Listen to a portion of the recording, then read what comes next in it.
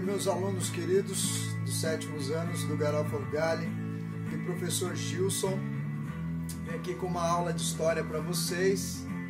A gente está um pouquinho afastado, né, gente, por causa do coronavírus, mas logo a gente vai estar bem, vocês vão estar bem e nós vamos estar juntos na sala de aula.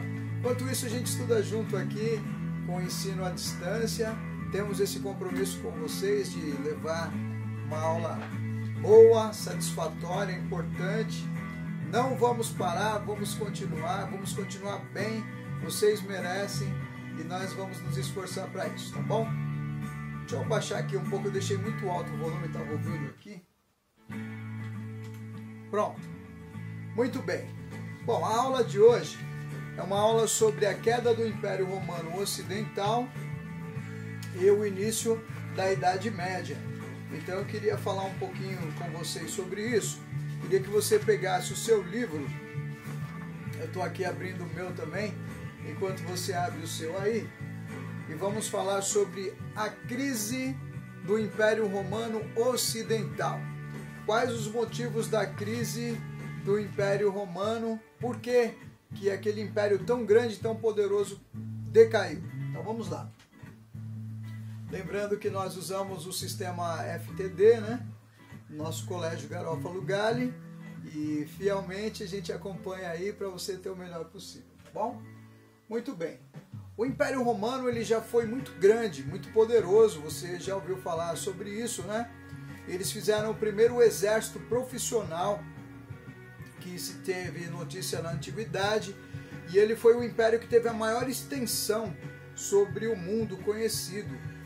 Os romanos eles começaram a fazer muitas armas de ferro, muitas armaduras mesmo para guerra, carros de guerra, e se tornaram um reino muito poderoso. Depois que o general Júlio César ele expandiu, ajudou muito na expansão de Roma, ele foi morto à traição pelo Senado romano. É uma história muito repetitiva em Roma, essas traições, essas punhaladas pelas costas, né? Virou até uma forma de você relacionar a ideia de traição com essa figura da punhalada pelas costas. Mas fato é que o sobrinho do Júlio César, o Caio Augusto, ele se tornou o primeiro imperador de Roma no ano 27 a.C. E esse primeiro momento assim do Império Romano é chamado de Alto Império Romano. Ali nos primeiros anos, dos primeiros séculos do Império Romano, foram o Alto Império Romano.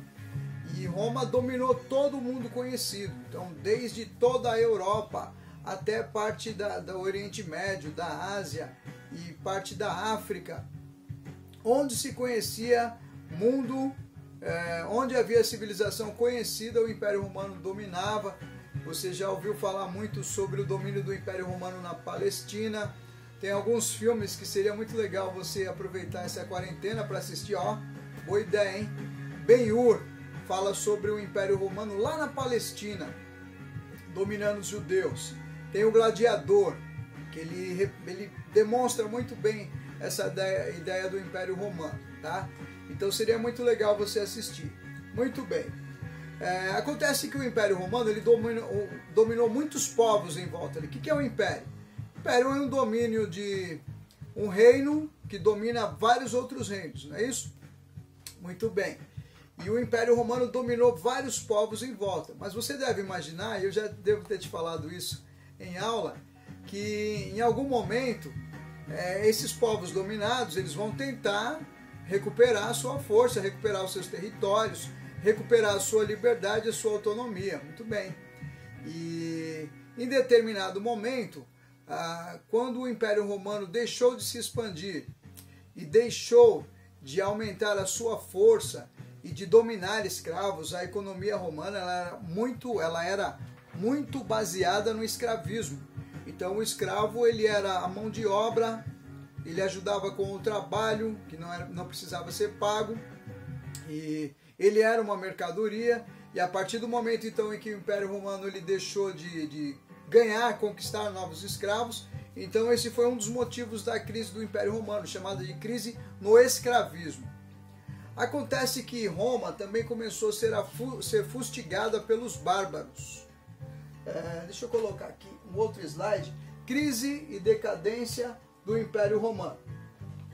Então o Império Romano ele começou a ser fustigado pelos bárbaros. Quem eram os bárbaros? Eu vou falar daqui a pouco de novo, mas de uma forma geral os bárbaros são as pessoas que não falavam, os estrangeiros, os povos estrangeiros que não falavam o latim, que era o idioma que vigorava em Roma, e também não falavam o grego. O grego tinha sido expandido por Alexandre o Grande, né?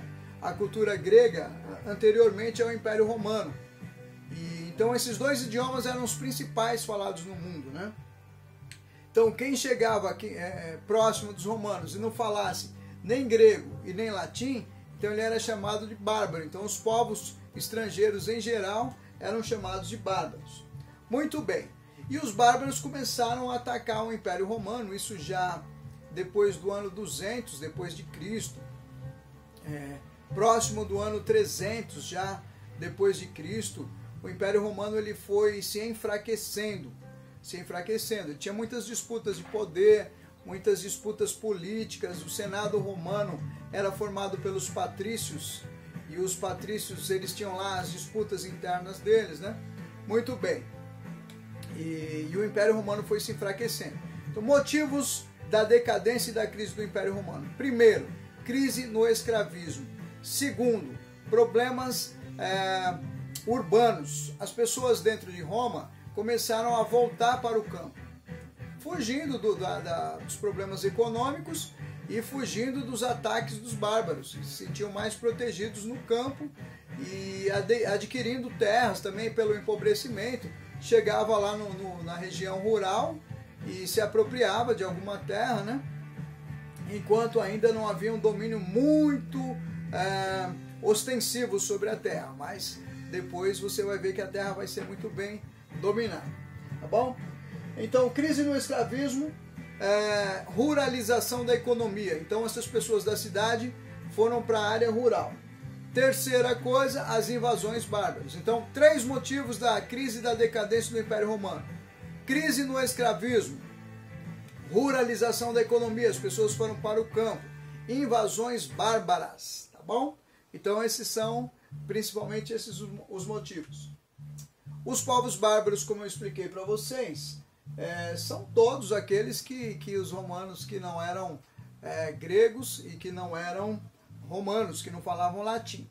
Então você tem os celtas, os hunos, os germânicos, os saxões, os vikings, vários povos ali, os suevos, vários povos em volta, os estrangeiros em geral, ali da região da Europa, eles eram considerados povos bárbaros para os romanos, tá bom?